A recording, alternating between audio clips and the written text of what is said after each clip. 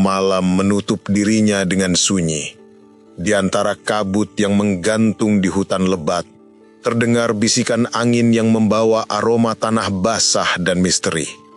Di tanah timur Jawa ini, di mana matahari pertama kali menyentuh bumi Nusantara, tersimpan sebuah kisah lama, kisah cinta, pengkhianatan, dan pengorbanan yang begitu dalam, hingga harum namanya tetap abadi hingga kini. Konon, sebelum Banyuwangi dikenal seperti sekarang, ada sebuah kerajaan megah yang dipimpin dengan kebijaksanaan. Namun di balik kemegahan itu, takdir menorehkan luka. Di antara gemuruh peperangan dan permainan hati, lahirlah sebuah tragedi yang mengubah segalanya. Dan dari tragedi itulah lahir sebuah nama, Banyuwangi, yang tak hanya berarti air yang jernih, tetapi juga melambangkan ketulusan dan kesucian cinta yang tak lekang oleh waktu. Disinilah kisah itu bermula.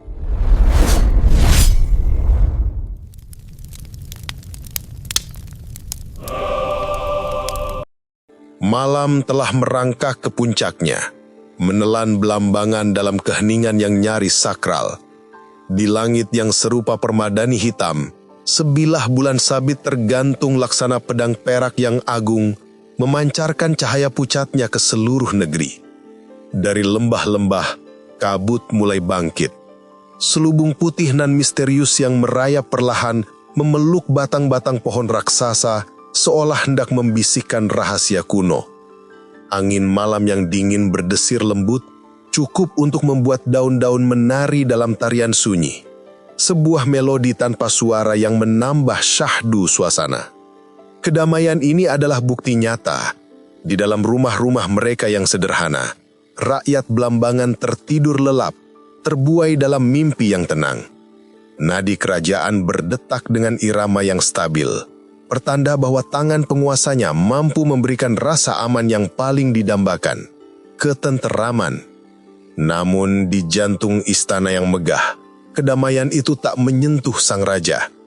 Raden Banterang, penguasa Blambangan, berdiri di balkon kamarnya, matanya menatap kosong ke kejauhan. Tidur telah menjadi musuh baginya selama beberapa malam terakhir. Pikirannya adalah medan perang, dipenuhi strategi dan kegelisahan yang tak kunjung usai. Raut wajahnya yang biasanya tenang, kini terukir oleh kerutan-kerutan cemas, sebuah topeng kegelisahan yang tak bisa ia sembunyikan. Kegelisahan sang raja tidak luput dari pandangan seorang abdi yang paling setia, penasehatnya yang bijaksana sekaligus sahabatnya sejak kecil yang akrab disapa Aki. Dengan langkah tanpa suara, Aki mendekat. "Duli yang mulia," sapa Aki dengan suara rendah dan penuh hormat. "Ampunilah hamba yang lancang. Beberapa hari belakangan ini, hamba melihat awan kelabu menggantung di wajah Paduka. Santapan tak lagi terasa nikmat, peraduan tak lagi membawa lelap. Sesungguhnya, beban apa yang sedang menekan pundak Paduka?" Raden Banterang tidak segera menjawab. Ia menarik nafas dalam-dalam, membiarkan udara malam yang sejuk mengisi paru-parunya, namun tak mampu mendinginkan api yang berkecamuk di dalam dadanya. Matanya yang tajam menerawang jauh, melintasi atap-atap kota, memandang bulan yang sepi, seolah mencari jawaban di sana, di hamparan Blambangan yang begitu ia cintai. Perlahan, ia melangkah ke tepi balkon, jemarinya menggenggam pagar marmer yang dingin. Aki mengikutinya dalam diam, menunggu dengan sabar. "Lihatlah ke bawah sana, Aki." Raden Banterang akhirnya membuka suara. Suaranya berat dan penuh makna. "Atas nama para dewa yang agung, kita dianugerahi tanah surga. Tanah yang subur ini memberikan kehidupan, dan rakyat kita hidup dalam kemakmuran." Aki mengangguk. Ia tahu betul kebenarannya. Sawah-sawah Blambangan membentang laksana karpet zamrud. Ladangnya melahirkan hasil bumi yang melimpah. Rakyatnya adalah para pekerja keras yang diberkahi. Namun, dan disinilah inti kegelisahannya terungkap. Bagaimana jika kemakmuran ini bisa kita luaskan. Bagaimana jika kita melanjutkan cita-cita besar untuk menyatukan wilayah-wilayah di sekitar kita, agar mereka pun dapat merasakan berkah yang sama? Maksud Duli yang mulia? Tanya Aki hati-hati, merasakan arak pembicaraan ini menuju jalan yang berbahaya. Ya, Aki, seru Banterang, matanya berkilat penuh ambisi. Aku ingin Nusa Lembangan dan Semenanjung Purwa berada di bawah panji-panji Belambangan. Aku ingin rakyat di sana tidak lagi hidup dalam kekurangan, tetapi merasakan kemakmuran yang sama seperti yang kita nikmati di sini. Raden Banterang terdiam sejenak. Bayangan seorang pria agung melintas di benaknya.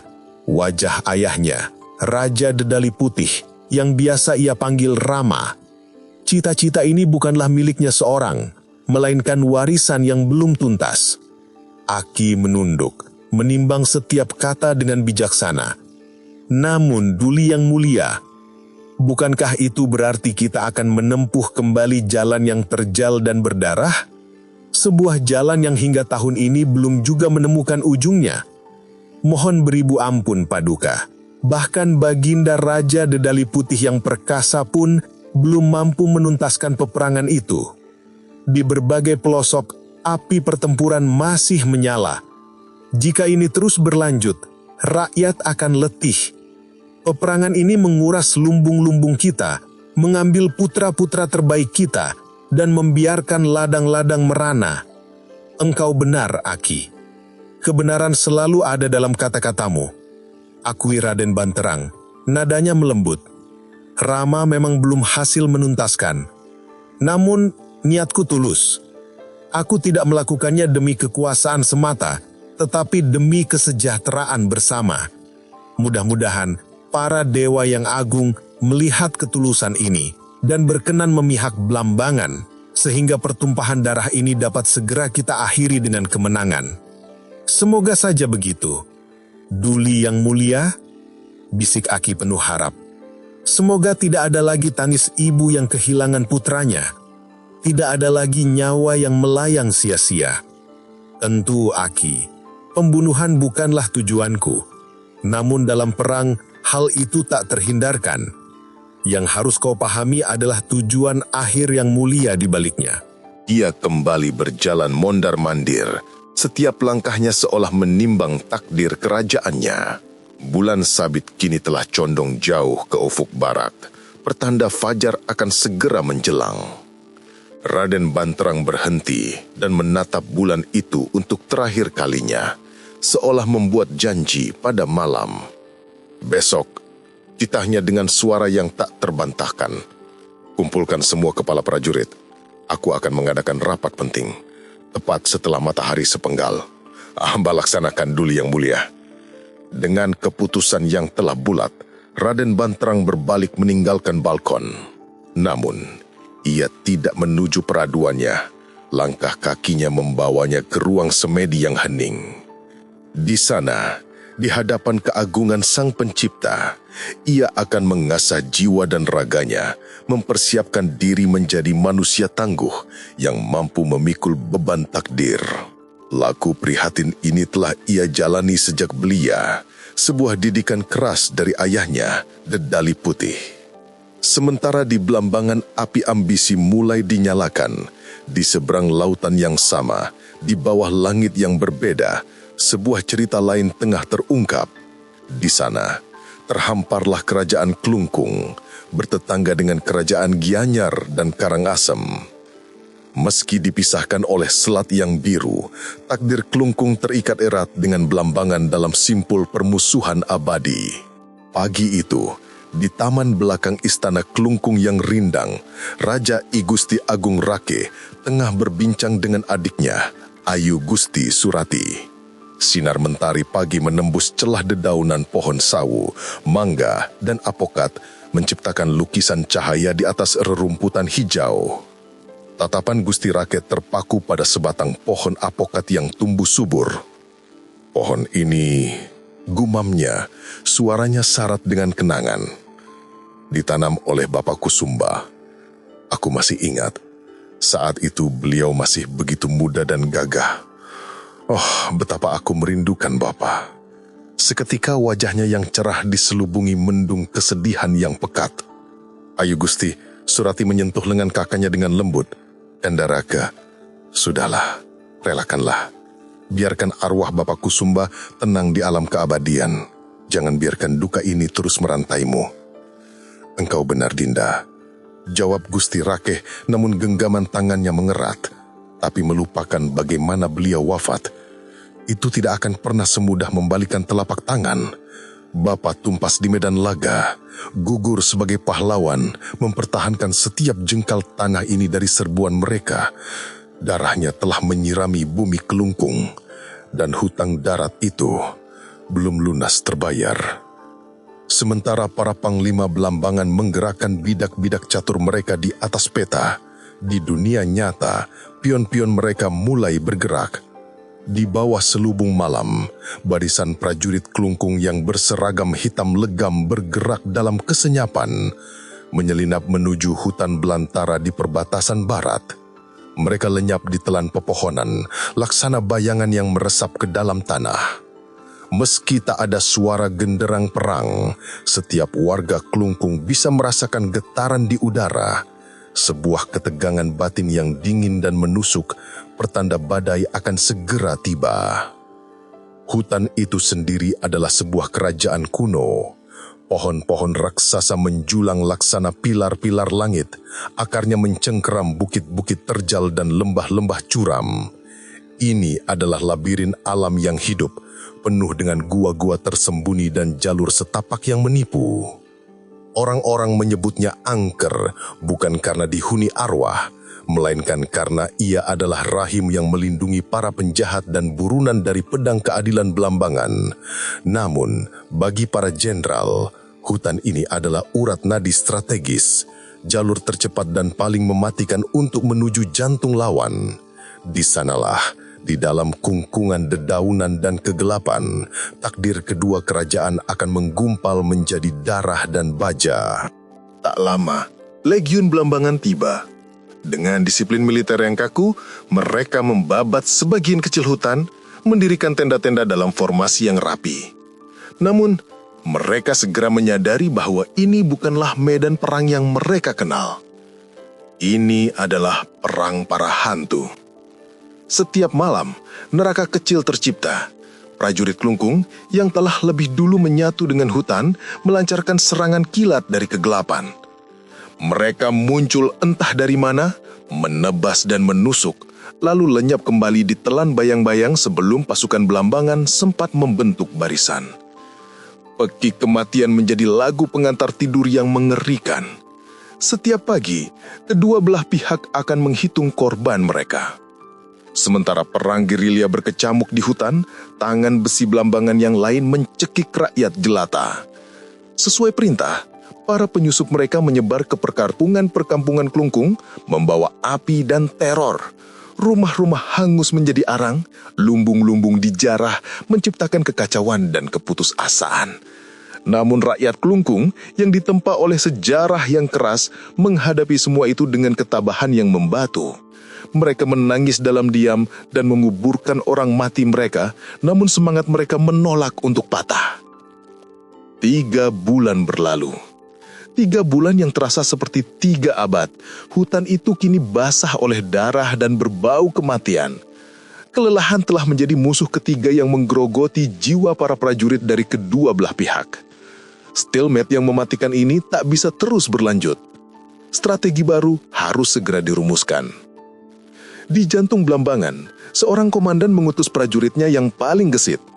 Ia tiba di hadapan Raden Banterang, berlumur lumpur dan kelelahan, lalu bersujud. Duli Paduka, sapanya, napasnya terengah. Bicaralah, jawab Banterang, suaranya dingin laksana es. Perintah Paduka telah kami laksanakan, namun perang di hutan itu tak kunjung usai. Taktik gerilya mereka merepotkan kami. Akan tetapi, prajurit itu mengangkat wajahnya, matanya berkilat. Strategi kita di perkampungan berhasil. Kelungkung kini lumpuh dari dalam. Desa-desa mereka kacau, rakyat mereka menderita. Secara umum, mereka kini lemah dan terluka parah. Teruskan, perintah Banterang, matanya tak berkedip. Ini saatnya Paduka, saat untuk memberikan pukulan terakhir yang mematikan. Setelah menyerap setiap detail laporan dan menganalisis semua kemungkinan di benaknya, wajah Banterang mengeras menjadi topeng baja. Keputusan telah dibuat. Dengan satu kalimat yang menggetarkan, ia menyegel nasib Klungkung. Laksanakan, kirim pasukan penuh. Di dalam istana Klungkung yang kini terasa seperti makam, I Gusti Agung Rake memanggil adiknya. Wajahnya yang dulu angkuh, kini dipenuhi guratan keputusasaan. Dinda Surati, ujarnya lirih, setiap kata terasa berat. Keadaan semakin memburuk. Cepat atau lambat, gelombang badai itu akan menghantam istana ini. Kita tidak akan bisa bertahan. Oh, Kakanda yang kucintai, Isak Surati hatinya hancur. Mengapa takdir sekejam ini? Kita sudah berjuang sekuat tenaga, Dinda. Ini adalah suratan para dewa. Kalau begitu, aku akan mati berjuang di sisi Kakanda, seru Surati dengan keberanian yang putus asa. Tidak, potong Rake tegas. Nyawamu terlalu berharga untuk disia-siakan dalam kekalahan yang sudah pasti. Dinda Surati, dengarkan aku. Apa rencana Kakanda? Bisiknya. Aku sudah mengirim pesan kepada kerabat kita. Aku, bersama Biang Ayu, akan mengungsi ke Gianyar. Sebagian keluarga yang lain akan mencari perlindungan di Karangasem. Aku akan ikut kemanapun Kakanda pergi. Tidak, Dindaku, kata Rake sambil memegang bahu adiknya. Justru karena itu aku memanggilmu. Tidak ada lagi tempat yang benar-benar aman bagi darah kita. Karena itu, aku punya satu permintaan, satu perintah terberat yang pernah aku berikan. Aku ingin kau menyamar menjadi rakyat biasa dan mengungsi ke Belambangan. Mata Surati terbelalak tak percaya. Ke sarang musuh? Kanda sudah gila. Justru di sanalah tempat teraman bagimu, desak Rake. Tidak ada yang mengenalimu di sana. Kau akan melebur. Dengar, aku punya rencana jangka panjang. Ini bukan akhir. Suatu saat nanti, ketika waktunya tepat, aku sendiri yang akan menjemputmu. Percayalah padaku. Surati menatap mata kakaknya, mencari secercah harapan dalam jurang keputusasaan. Aku tidak mengerti rencana Kakanda, tapi karena ini adalah perintahmu, Dinda akan melaksanakannya. Mentari sore itu tenggelam dengan keindahan yang tragis di ufuk barat Klungkung. Langit yang dicat dengan warna darah dan emas seolah menjadi pertanda. Keindahan pantai inilah, mungkin, yang telah menyulut ketamakan Belambangan. Malam turun membawa keheningan yang mencekam. Gusti Rake memberikan instruksi-instruksi terakhirnya kepada para panglima dan keluarga yang tersisa. Setiap bisikan adalah ucapan selamat tinggal. Dan kemudian kesunyian itu pecah. Pekik trompet perang Belambangan merobek malam, diikuti oleh derap ribuan kaki yang laksana gempa bumi. Dentang logam beradu, jerit ketakutan, dan pekik pertempuran membahana dari segala penjuru.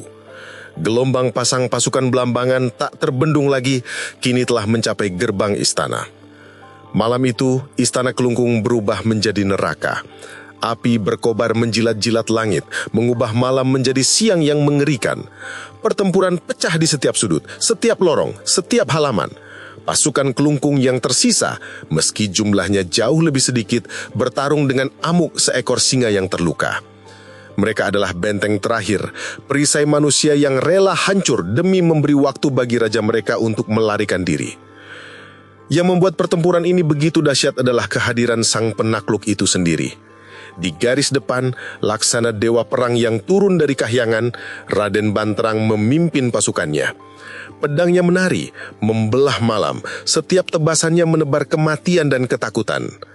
Namun sesuai skenario terakhir Raja Rake, perlawanan ini bukanlah perjuangan untuk menang, melainkan pengorbanan yang terhormat.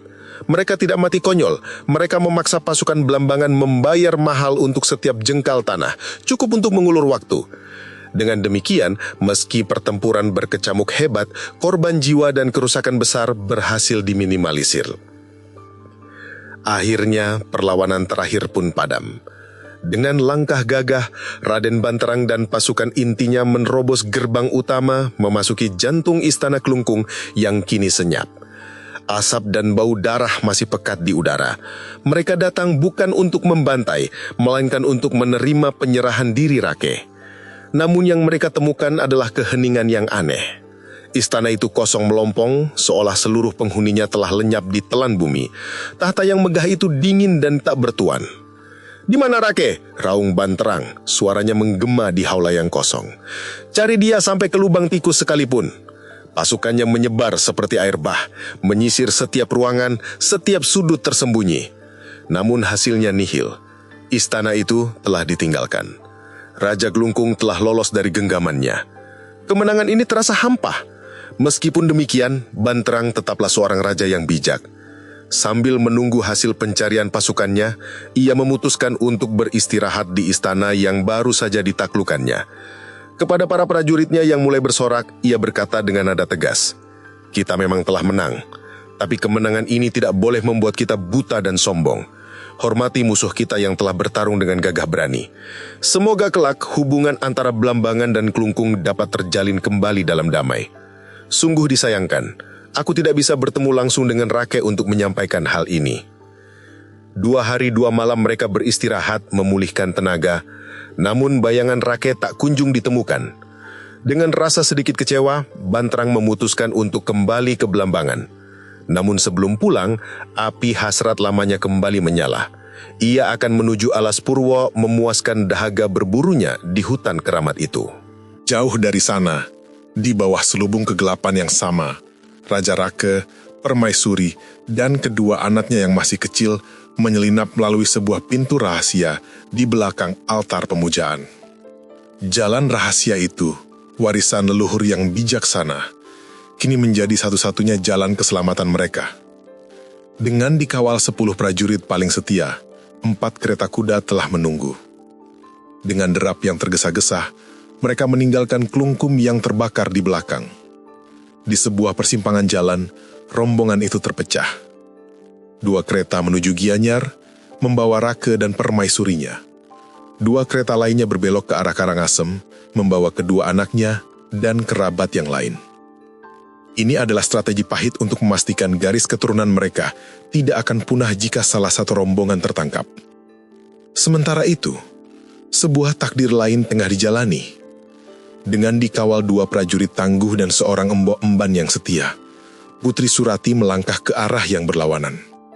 Ke barat, ke jantung wilayah musuh. Hatinya hancur berkeping-keping. Ia harus berpisah dari Rake, kakaknya. Satu-satunya sandaran hidupnya sejak ayah mereka gugur. Ia tidak tahu apa yang menantinya, hanya sebaris perintah untuk terus berjalan ke barat, menuju Blambangan. Setelah menempuh perjalanan berhari-hari yang melelahkan, dan menyeberangi selat dengan perahu nelayan kecil, kaki Surati akhirnya menejak tanah Jawa. Di tepi pantai yang asing itu, ia berhenti.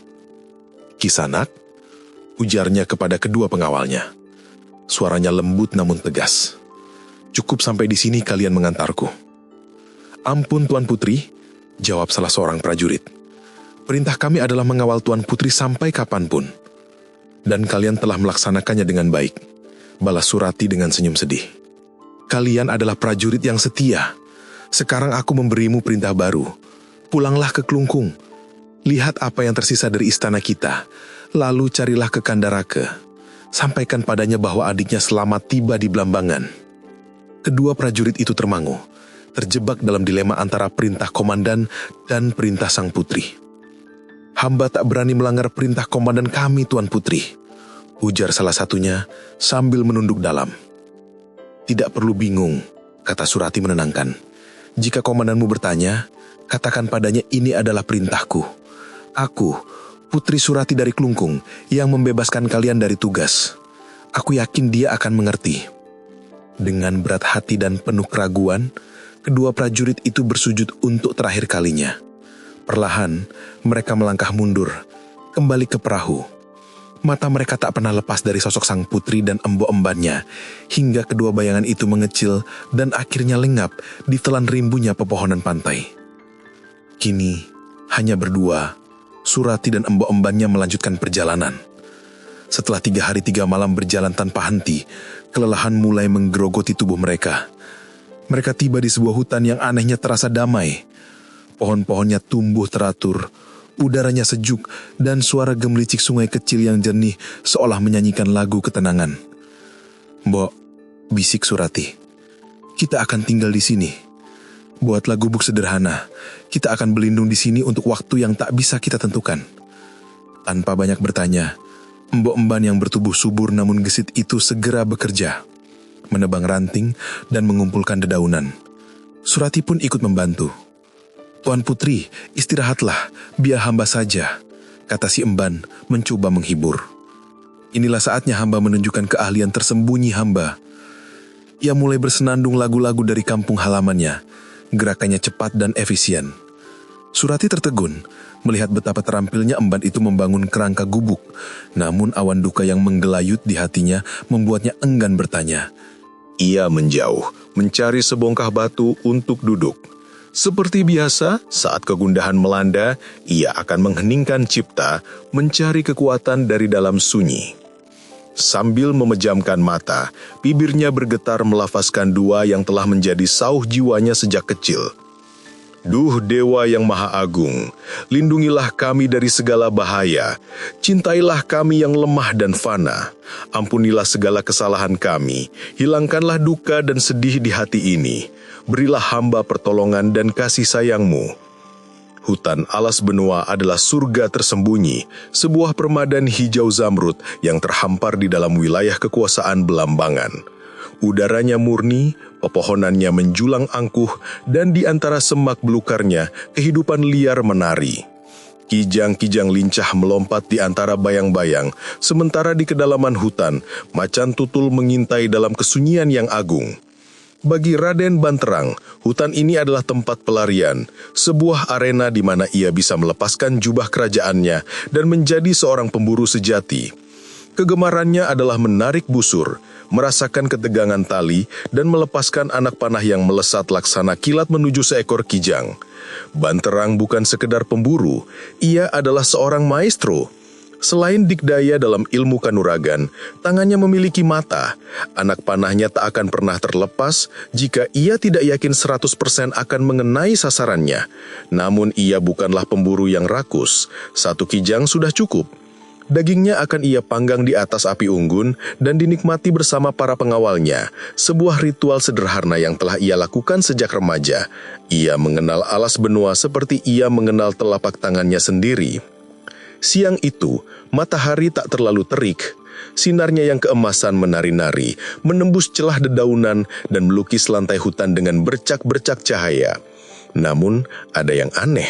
Sudah 3 jam lebih, Banterang dan rombongannya menjelajahi hutan, tetapi tak seekor kijang pun menampakkan diri.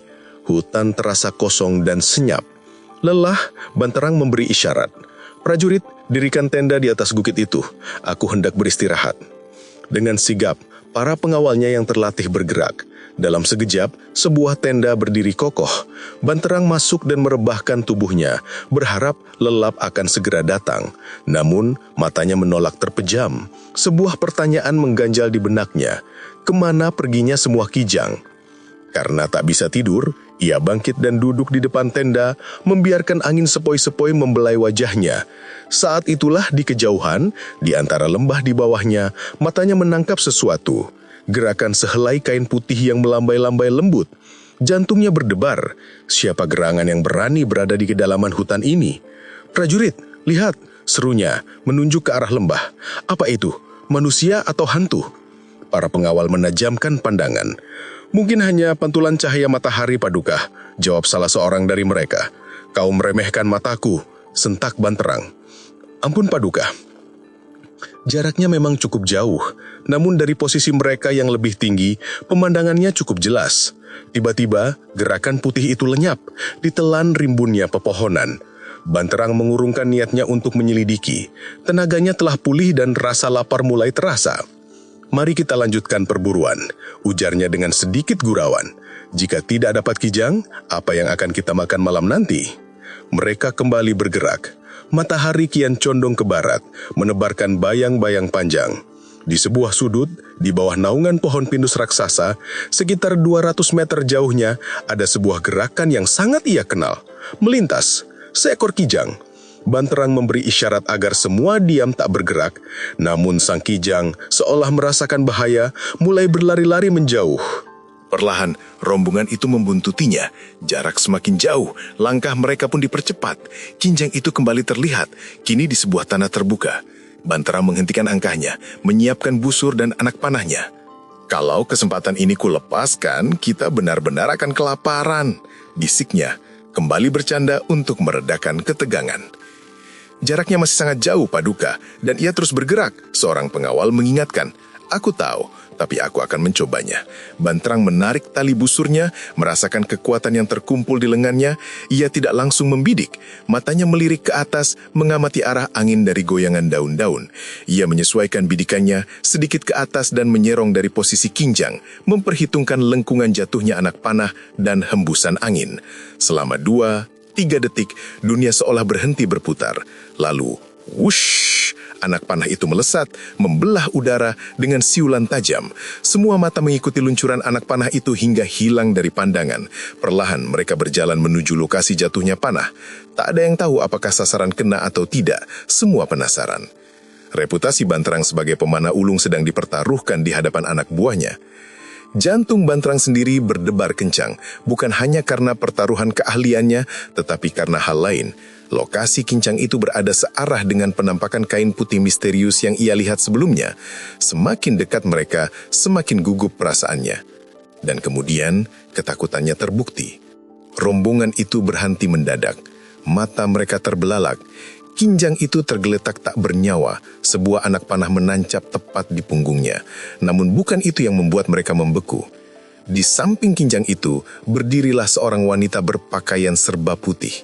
Tangannya sedang berusaha mencabut anak panah tersebut. Wanita itu adalah sebuah keajaiban. Wajahnya laksana bulan purnama di malam yang cerah. Kulitnya sehalus porselen, matanya sejernih mata air di pegunungan. Dialah Surati. Tubuh Raden Banterang membeku laksana patung. Ia tidak lagi takjub pada kehebatan panahnya, tetapi luluh lantak oleh pesona kecantikan yang tak pernah ia lihat seumur hidupnya. Raja yang gagah perkasa, yang tak gentar menghadapi ribuan musuh, kini tak berdaya di hadapan seorang wanita. Setelah beberapa saat yang terasa abadi, ia berhasil menemukan suaranya kembali. "Wahai Putri Nanjelita," sapanya, suaranya bergetar. "Siapakah engkau? Mengapa engkau berada di tengah hutan belantara ini?" Surati pun tak kalah terkejut. Tiba-tiba saja ia dikelilingi oleh sekelompok pria bersenjata. Namun saat matanya bertemu dengan mata pria yang bertanya, dunianya pun berhenti. Dari pakaiannya yang megah dan auranya yang berwibawa, ia langsung tahu siapa pria ini.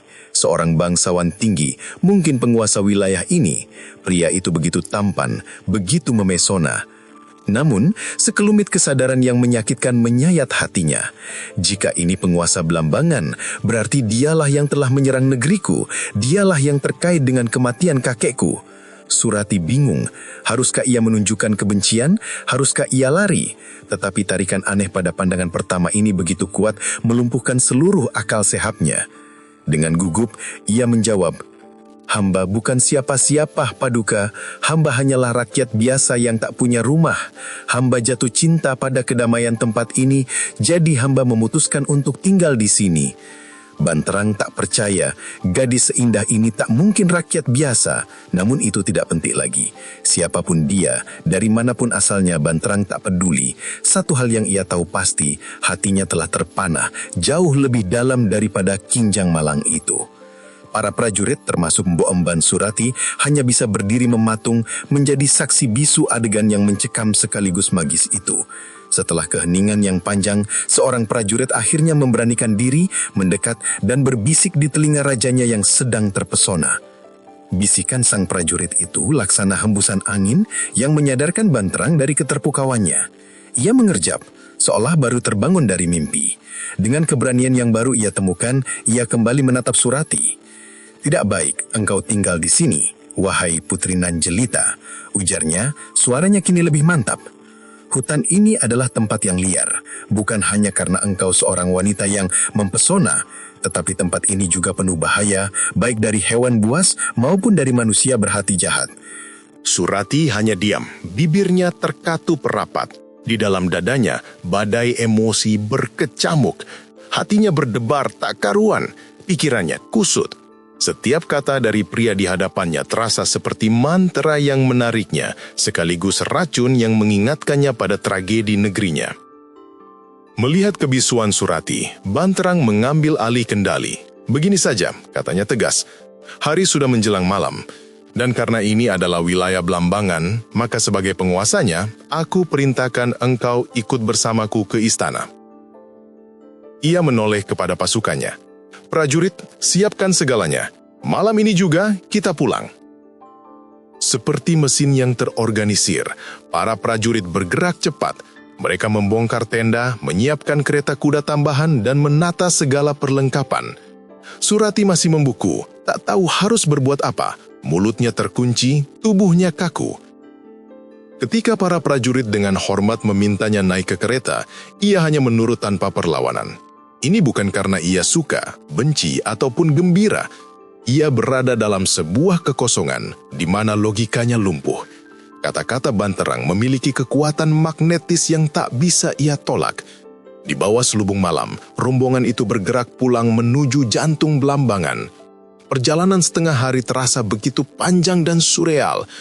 Seorang prajurit berkuda pilihan telah dilepaskan lebih dulu, memacu kudanya laksana anak panah untuk mengabarkan kepulangan sang raja dan penemuan tak terduga di hutan. Di dalam kereta yang bergoyang perlahan, Banterang telah memantapkan hatinya. Wanita ini, Surati, akan menjadi permaisurinya. Tak ada keraguan sedikit pun. Di sudut kereta yang lain, dalam kebingungan dan kebisuan, Surati pun merasakan getaran takdir yang sama. Pria ini, penakluk negerinya, entah bagaimana terasa seperti belahan jiwa yang telah lama ia cari. Kebetulan, malam itu bulan purnama bersinar dengan keagungan penuh. Sinarnya yang perak menembus kanopi butan, melukis jalan setapak dengan cahaya mistis. Banterang sengaja memperlambat laju kereta, menikmati keindahan malam itu seolah semesta raya sedang merestui keputusan hatinya. Kabar kemenangan Blambangan telah tiba lebih dulu, dibawa oleh pasukan yang pulang mendahului. Rakyat bersiap menyambut pahlawan mereka. Malam itu, ketika sang utusan berkuda memasuki gerbang kota dengan kabar bahwa raja akan segera tiba, seluruh kota pun terjaga. Keesokan harinya, tepat setelah matahari sepenggal, rombongan Banterang memasuki gerbang utama Blambangan.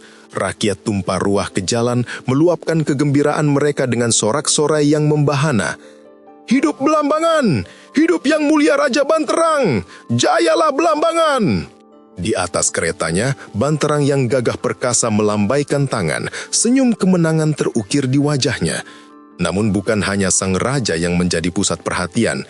Di dalam kereta yang sama, duduk seorang wanita jelita berpakaian putih, wajahnya mencarkan kebingungan dan pesona yang tak terbandingkan. Bisik-bisik pun menjalar di antara kerumunan. Siapa gerangan dia? Aku belum pernah melihat wanita secantik itu seumur hidupku. Di alun-alun kota, Banterang mengangkat tangannya, meminta kereta berhenti. Ia berdiri tegak, suaranya lantang menjawab keheranan rakyatnya. Rakyatku yang kucintai, kalian boleh berbahagia atas kemenangan kita. Tetapi ingat, hormati rakyat Klungkung. Mulai hari ini, kita adalah satu. Ia berhenti sejenak, menoleh ke arah Surati dengan tatapan penuh makna, membuat seluruh alun-alun menahan napas. Lalu ia melanjutkan, dan hari ini, aku membawa kabar gembira lainnya. Aku ingin mengumumkan kepada kalian semua, bahwa sebentar lagi Blambangan akan memiliki seorang permaisuri. Sorak-sorai meledak lebih dahsyat dari sebelumnya. Namun di tengah gemuruh itu Surati terkesiap. Tubuhnya lemas, ia hampir pingsan. Bukan karena ia tidak suka, justru sebaliknya. Hatinya melambung tinggi karena ia pun telah jatuh cinta. Tetapi semua ini terjadi begitu cepat, begitu dahsyat, melampaui segala mimpi dan angan-angannya. Pernikahan agung pun dipersiapkan. Selama berhari-hari, seluruh Blambangan dihiasi umbul-umbul warna-warni, laksana pelangi yang turun dari langit.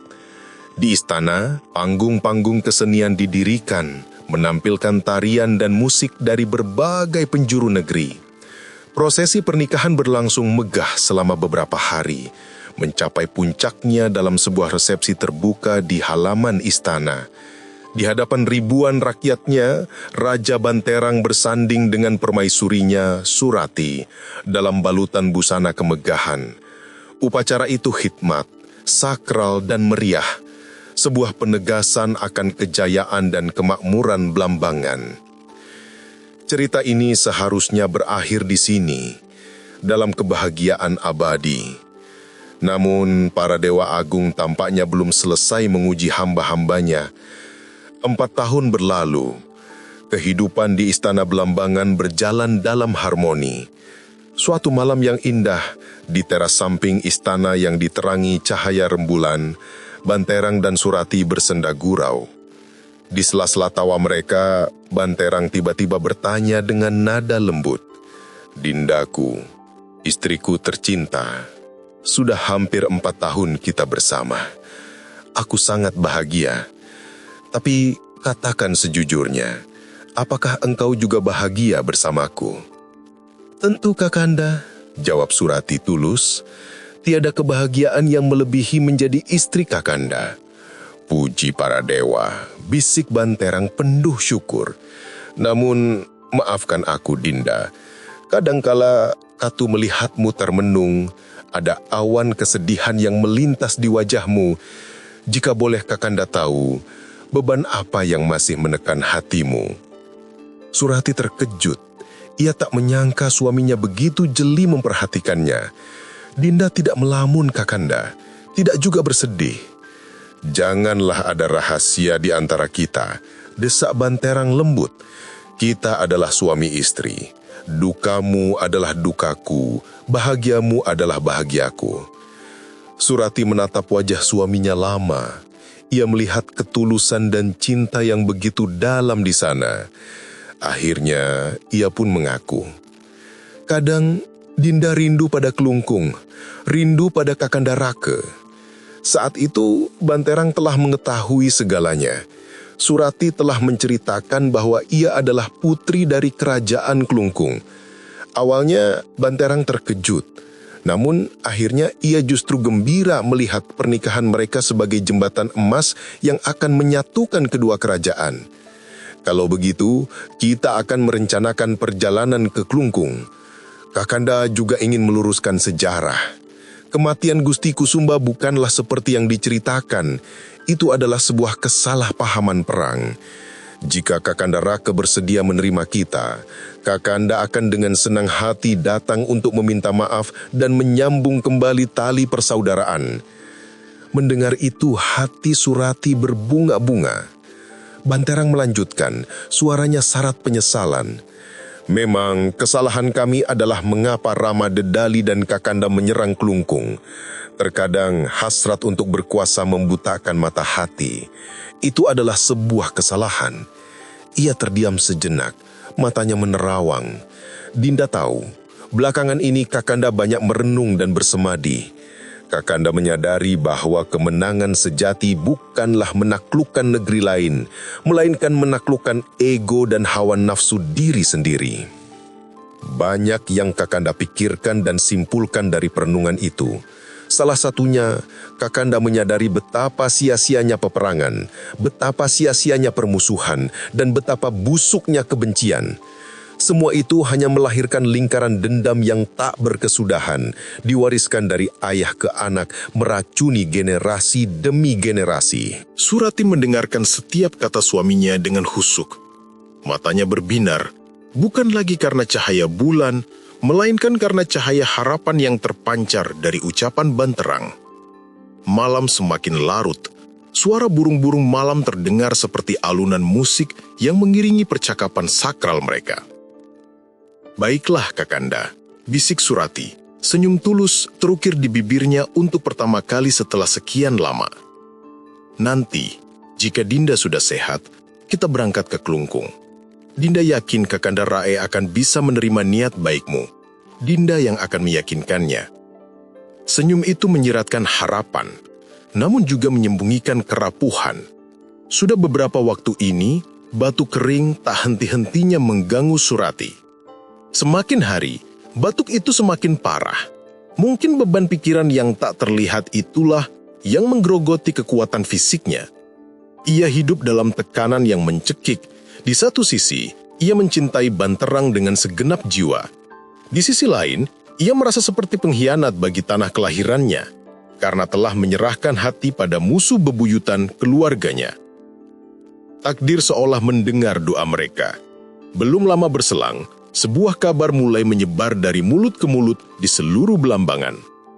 Tentang kemunculan seorang tabib muda misterius yang berilmu tinggi, yang tangannya konon mampu menyembuhkan segala macam penyakit.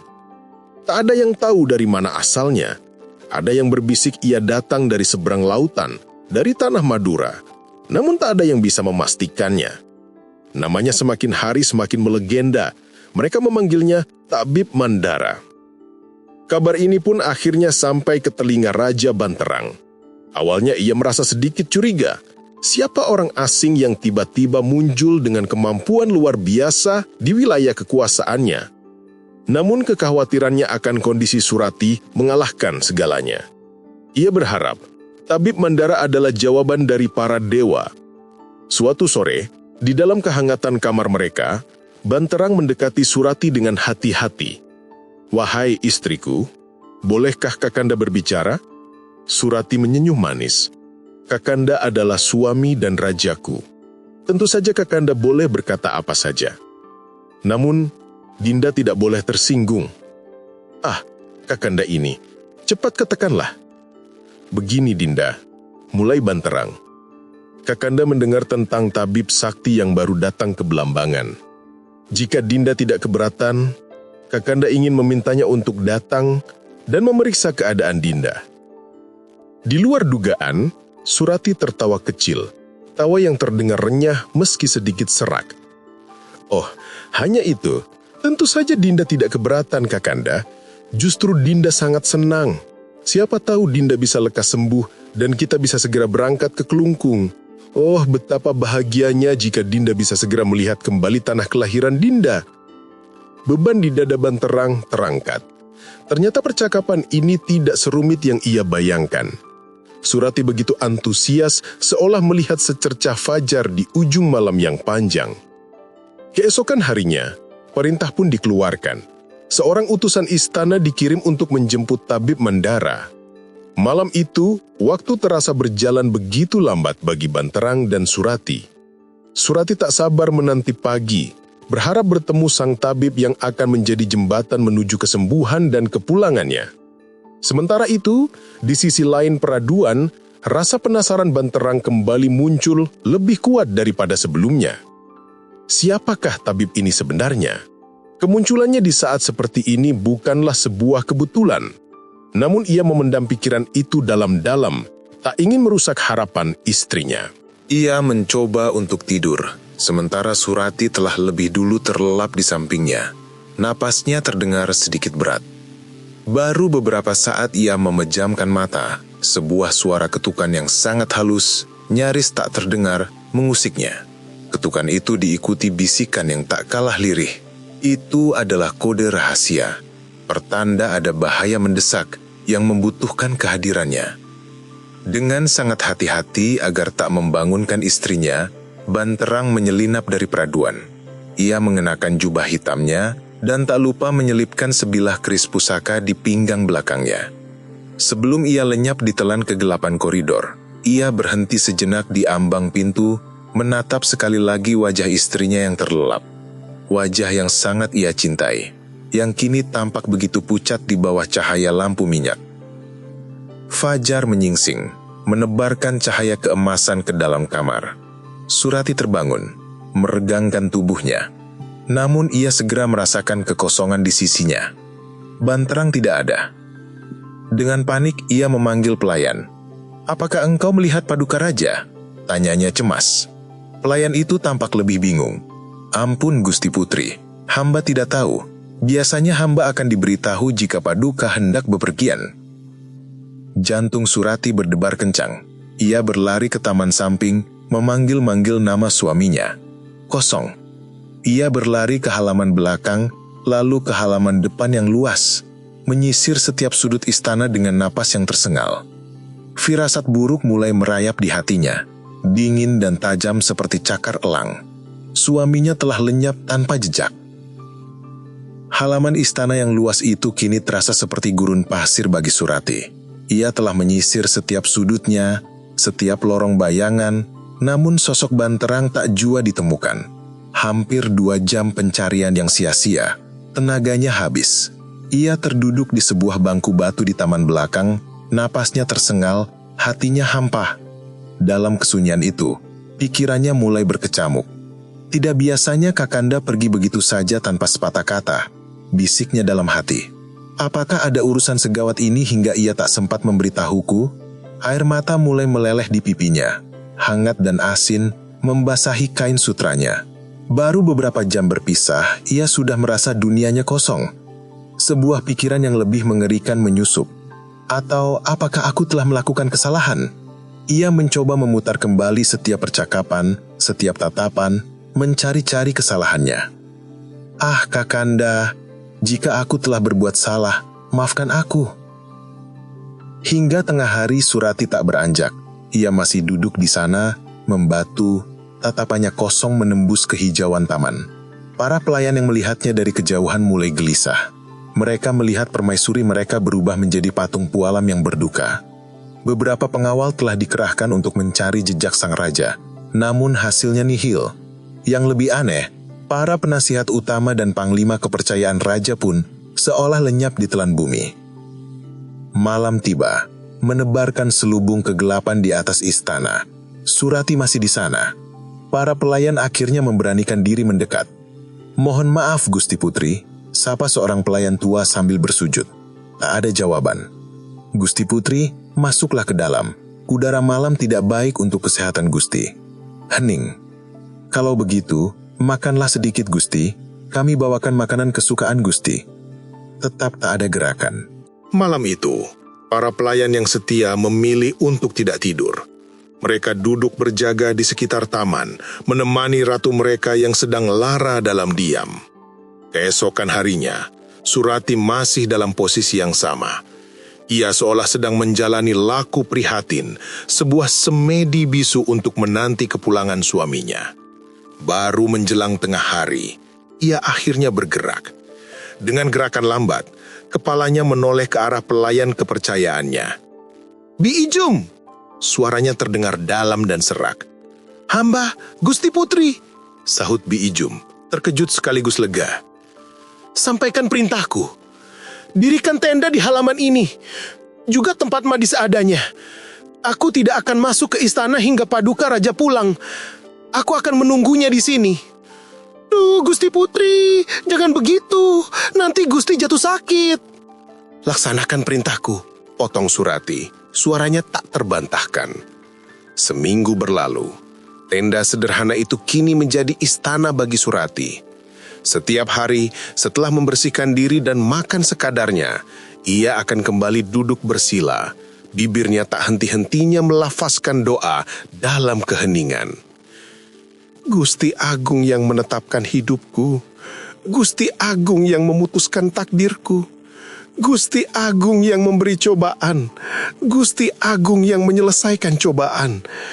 Berilah hamba kekuatan atas semua ini." Lalu kemanakah perginya Raden Banterang?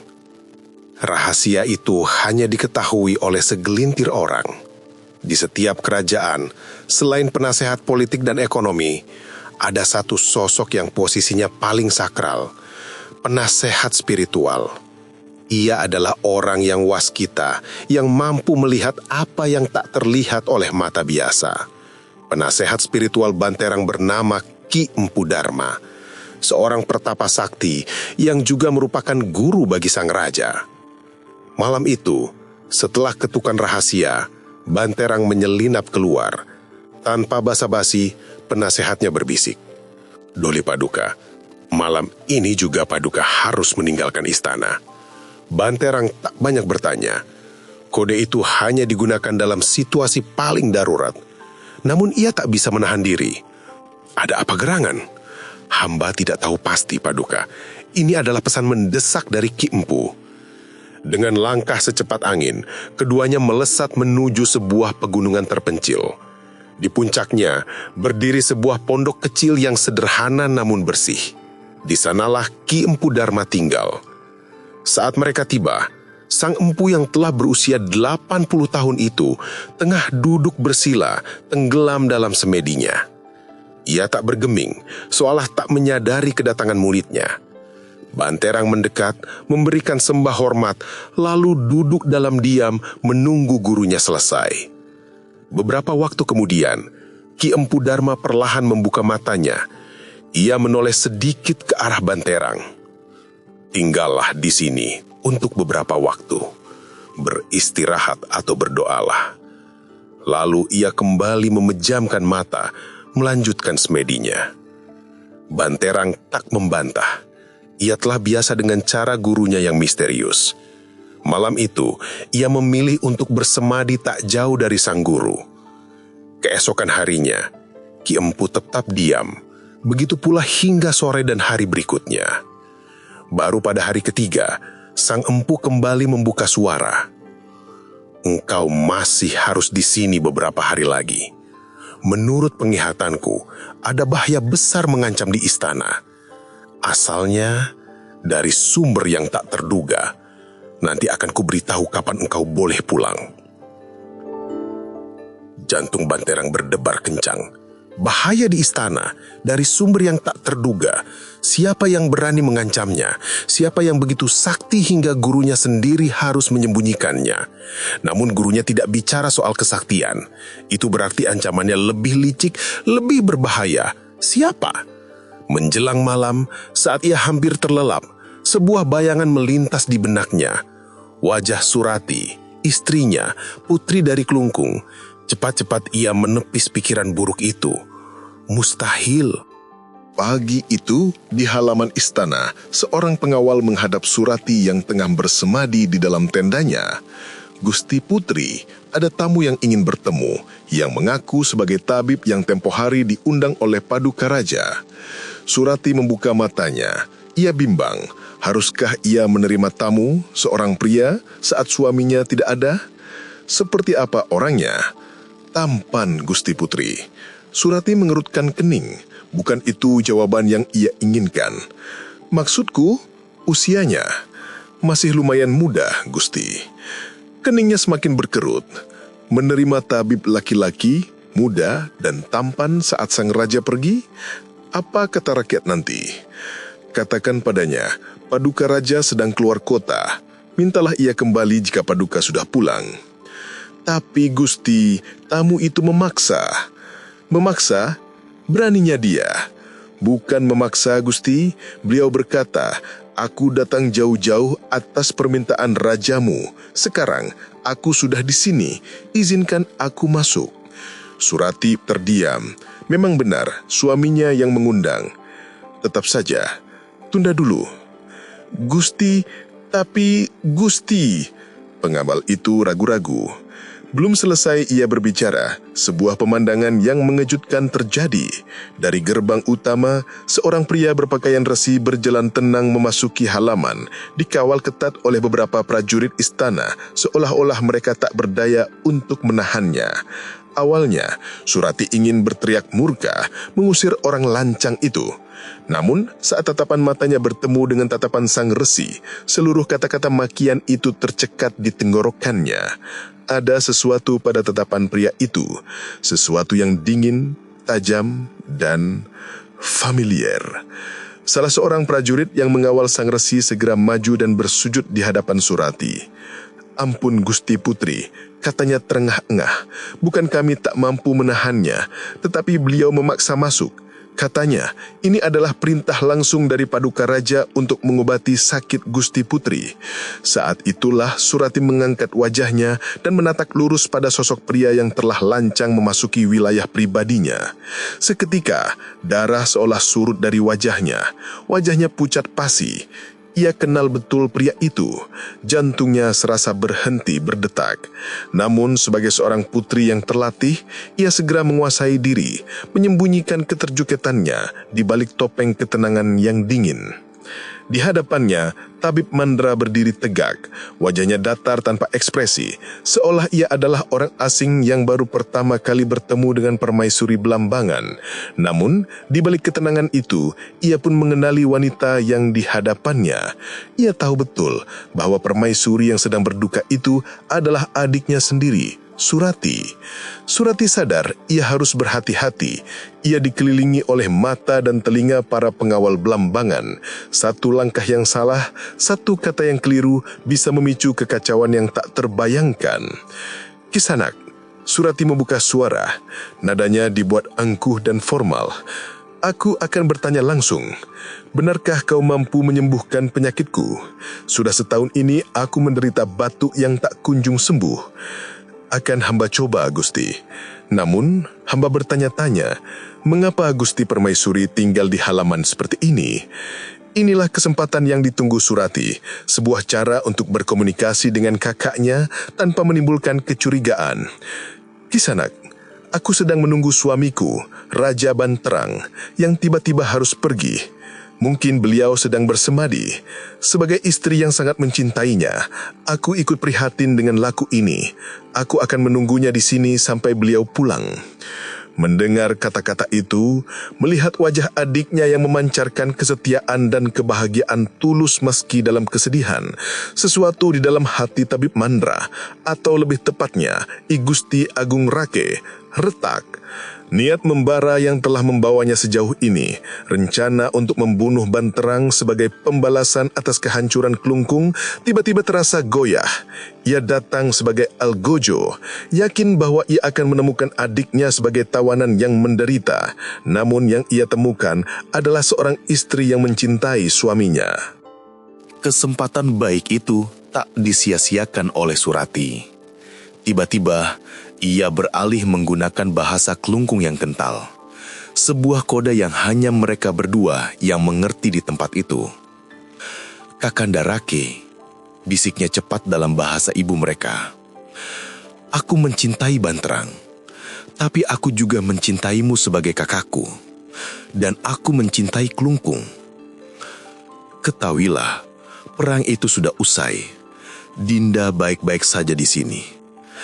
Dan satu lagi, Bapak Kusumba tidak mati terbunuh.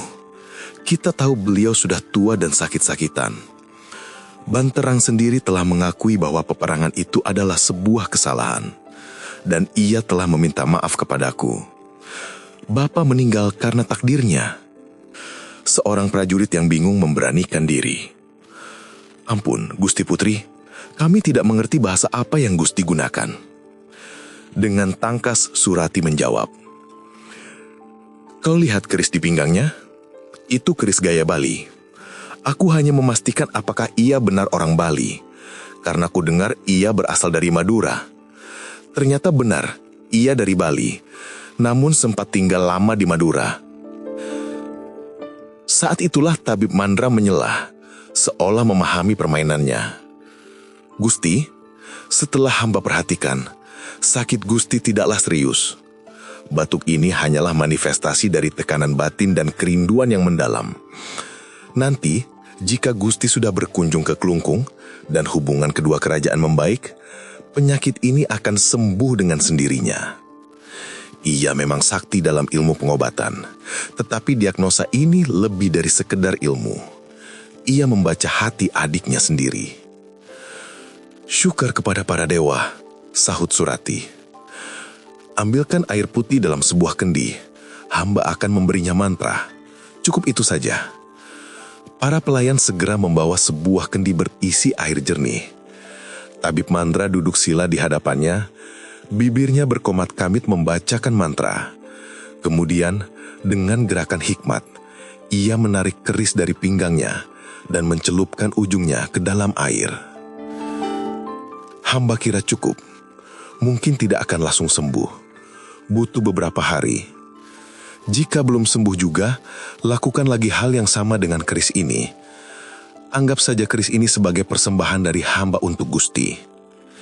Ia meletakkan keris itu di samping kendi. Untuk sesaat, mata mereka bertemu. Tak ada kata yang terucap, namun tatapan itu mengungkapkan segalanya. Kerinduan yang menyiksa, kasih sayang yang tak lekang oleh waktu, dan sebuah perpisahan yang pahit. Hamba pamit Gusti, hamba akan melanjutkan perjalanan. Terima kasih Kisanak, aku yakin aku akan sembuh, jawab Surati sambil sedikit membungkuk. Bi Ijum, berilah bekal yang banyak untuk perjalanannya. Tidak perlu Gusti, perbekalan hamba masih cukup. Tanpa menoleh lagi, ia berbalik dan melangkah pergi. Surati tak sanggup melihatnya. Ia membalikkan badan, membelakangi kepergian kakaknya. Dalam diam, air mata mengalir deras di pipinya. Surati kembali pada rutinitasnya, menunggu, berdoa, dan kini meminum air dari kendi pemberian kakaknya. Keris itu ia letakkan dengan hati-hati di samping tempat tidurnya. Ajaibnya, batuknya mulai meredah. Hingga suatu pagi, sebuah bayangan jatuh di depan tendanya. Surati mengangkat kepala. Di sana berdiri Raden Bantarang. Gagah seperti saat pertama kali mereka bertemu di hutan. Bantarang sengaja pulang tanpa memberi kabar, ingin memberikan kejutan manis untuk istrinya. Namun, setelah berdiri di sana, mengamati istrinya yang tampak lebih sehat, justru dialah yang terkejut. Matanya terpaku pada sebuah benda yang tergeletak di samping Surati. Sebilah keris. Keris dengan gaya yang sangat ia kenal. Dan itu jelas bukan keris dari kerajaan Blambangan. Sebagai seorang raja dan pendekar, Bantara mengenal setiap lekuk, setiap pamor dari semua pusaka di kerajaan Blambangan. Dan keris yang tergeletak di samping istrinya itu, jelas bukan salah satunya. Matanya yang tajam langsung mengenali gaya ukiran dan warangka khas Bali. Keris ini baru saja masuk ke istananya saat ia tidak ada. Seketika, seperti tabir yang tersingkap, ia mengerti peringatan Ki Empu Dharma. Ancaman dari sumber yang tak terduga. Kecurigaan, racun yang paling mematikan bagi cinta, mulai merayap di hatinya. Surati, istriku. Panggilnya, suaranya dingin dan berat, sama sekali berbeda dari sapaan mesra yang biasa ia ucapkan. Surati yang sempat terlelap sejenak tersentak bangun. Ia kenal betul suara itu, suara suaminya. "Kakanda Paduka," serunya, setengah berteriak karena terkejut dan bahagia. Namun, kebahagiaan itu sirna seketika saat melihat ekspresi wajah Banterang. "Surati," ulang Banterang, kali ini lebih tajam. "Apa yang kau kerjakan selama aku tidak di istana?" Jantung Surati serasa diremas. Jika tadi ia terkejut, kini ia ketakutan. Tak pernah sekalipun suaminya memanggil namanya begitu saja, tanpa embel-embel Dinda atau istriku. Ia tahu, badai amarah dan kecurigaan sedang berkumpul di mata pria yang sangat ia cintai itu. Hamba menanti Kakanda di tenda ini. Hamba tak mau masuk ke istana hingga Kakanda pulang." Jawabnya, suaranya bergetar. "Dari mana engkau mendapatkan keris itu?" tanya Banterang langsung, matanya menunjuk pada pusaka Bali itu. Jadi ini masalahnya. Surati mengerti sekarang. Segalanya berjalan di luar kendalinya. Jika saja Banterang tahu hari ini akan pulang, ia bisa menjelaskan semuanya dengan tenang. Tapi kini, ia terpojok. Ini pemberian dari seorang tabib Kakanda sebagai persembahan dan jimat untuk mengobati sakit Dinda. "Aku tidak percaya." Raung Banterang, amarahnya meledak. "Engkau bersekongkol ingin membunuhku. Engkau telah merencanakan ini semua sejak engkau masih di Kelungkung." Tangis Surati pecah seketika. Hatinya hancur berkeping-keping. Tiada rasa sakit yang lebih menusuk daripada dituduh oleh orang yang paling kau cintai. Tidak benar itu Kakanda Bantarang. Sumpah, tidak benar. Itu hanya keris dari seorang tabib demi para dewa. Omong kosong, bentak Bantarang. Kecemburuan dan rasa dikhianati telah membutahkan akal sehatnya. Jangan kau kira aku bodoh. Aku tahu tabib itu adalah Rake, kakakmu. Kalian telah merencanakan ini semua. Setiap kata adalah belati yang menikam jantung Surati. Tak ada yang lebih pilu daripada mengetahui bahwa orang yang kau cintai menganggapmu seorang pengkhianat. Engkau tidak mencintaiku, desis Banterang, suaranya penuh racun. Semua ini hanya pura-pura. Tangis Surati semakin menyayat. Dituduh tidak mencintai Banterang, padahal seluruh hidupnya, seluruh nafasnya telah ia serahkan untuk suaminya. Kakanda Bantarang, aku tidak melakukan kesalahan apapun. Mendengar sangkalan itu, Banterang yang dibutakan amarah bergerak maju. Niatnya hanya satu, merebut keris itu, bukti pengkhianatan di matanya. Namun, Surati salah paham. Dalam kepanikannya, ia mengira Banterang akan menghukumnya, menyakitinya. Dalam sepersekian detik, ia harus memilih, lari atau pasrah menerima hukuman atas kejahatan yang tak pernah ia lakukan. Refleks mengambil alih. Dengan gerakan secepat kilat, Surati menyambar keris itu dari sampingnya. Giliran Banterang yang salah paham. Ia mengira Surati akan menyerangnya atau lebih buruk lagi, bunuh diri di hadapannya. Keduanya kini terpaku, membeku dalam posisi yang tragis. Hanya terpisah 3 langkah. Surati dengan keris terhunus di tangannya yang gemetar. Banterang dengan amarah dan keterkejutan yang membeku di wajahnya. "Oh, Raja Blambangan yang kucintai," isak Surati. Suaranya bergetar menahan kepedihan yang tak tertanggungkan. "Suamiku yang kukasihi, aku tak tahu lagi harus berbuat apa. Jika keris ini yang menjadi masalah, biarlah keris ini pula yang menjadi saksi. Akan kutusukkan pusaka ini ke jantungku. Jika darah yang mengalir nanti berbau amis dan busuk, itu artinya tuduhan Paduka benar. Aku adalah seorang pengkhianat." Ia mengangkat keris itu tinggi-tinggi, ujungnya yang tajam mengarah ke dadanya sendiri. "Dinda Surati, jangan lakukan!" Banterang berteriak. Terlambat menyadari kengerian dari apa yang akan terjadi. Namun, teriakannya seolah tertelan oleh angin. "Namun," lanjut Surati, suaranya kini terdengar anehnya tenang di tengah badai air matanya.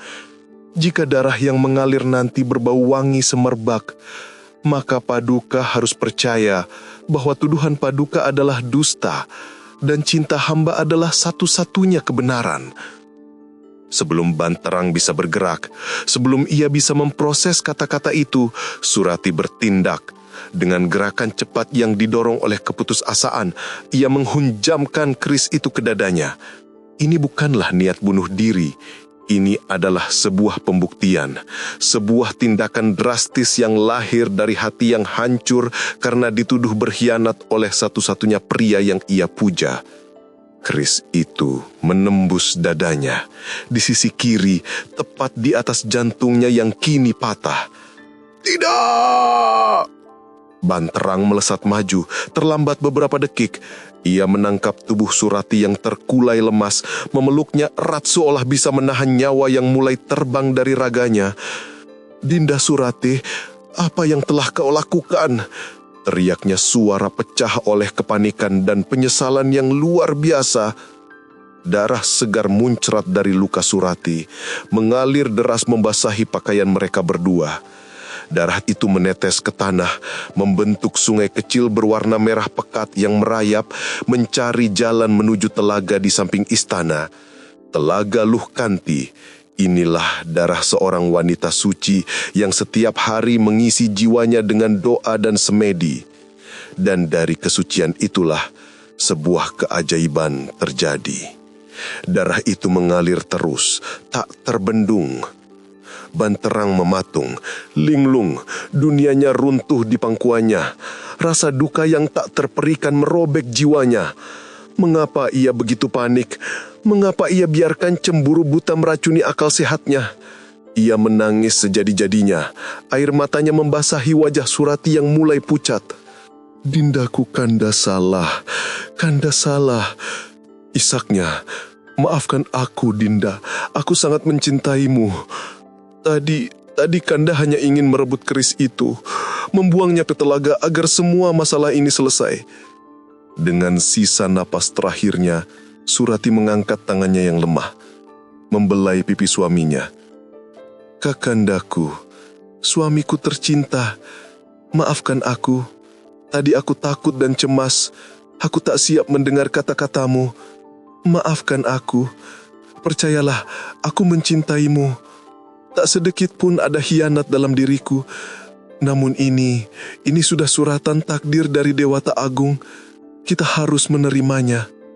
Tubuhnya semakin lemas, matanya perlahan meredup. Banterang semakin kalut. Ia mengangkat tubuh Surati, menggendongnya dalam pelukan putus asa. Tanpa sadar, kakinya melangkah, mengikuti aliran darah istrinya menuju tepi telaga. Saat itulah, angin semilir berhembus lembut. Namun, yang diantarkannya bukanlah aroma bunga atau dedaunan, melainkan semerbak wangi yang luar biasa. Wangi yang harum, suci dan menenangkan. Wangi itu berasal dari darah Surati yang kini telah menyatu dengan air telaga. Banterang berhenti. Dalam kelinglungannya, ia menghirup aroma itu. Tanpa sadar, ia mulai bergumam, lirih, namun cukup jelas untuk didengar oleh para pelayan dan pengawal yang menyaksikan tragedi itu dengan ngeri. Ada wangi. Wangi dari Dinda. Wangi. Banyu wangi. Air yang wangi. Banyu wangi dari Dinda Surati. Seperti orang yang kehilangan akal, ia memeluk jasad istrinya lebih erat. Ia mulai berjalan memutari telaga itu lagi dan lagi, seolah mencari sesuatu yang telah hilang selamanya. Dan dari bibirnya yang bergetar, hanya 3 kata yang terus-menerus terucap, seperti sebuah mantra duka. Banyuwangi, Banyuwangi, Banyuwangi. Dan sejak saat itu, nama telaga itu terlupakan. Daerah di sekitarnya, tanah yang menjadi saksi bisu cinta, kecurigaan dan pengorbanan suci itu, kelak dikenal dengan nama yang lahir dari tragedi tersebut. Banyuwangi, sebuah nama abadi untuk sebuah air yang beraroma wangi, bukti cinta sejati seorang putri yang tak pernah padam.